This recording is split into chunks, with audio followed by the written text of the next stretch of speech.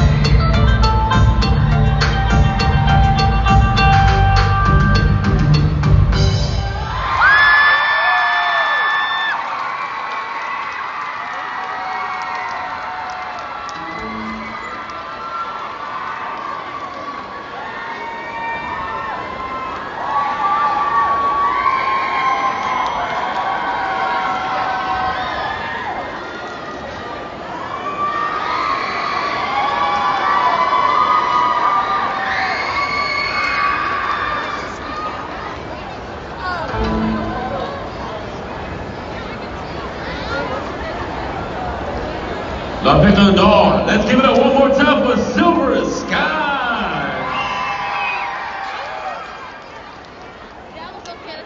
All right, ladies and gentlemen, big challenge. They want E5 team. Let's hear for Group B. We have one more team for Group B. So I want you to get real loud when they come out. I want you to scream real loud when they step on the stage. But right now, save your energy. Because as soon as I call them up on stage, I want y'all to give the loudest scream that y'all have ever done for this Group B competition for 2026 at the River Center for Minnesota New Year.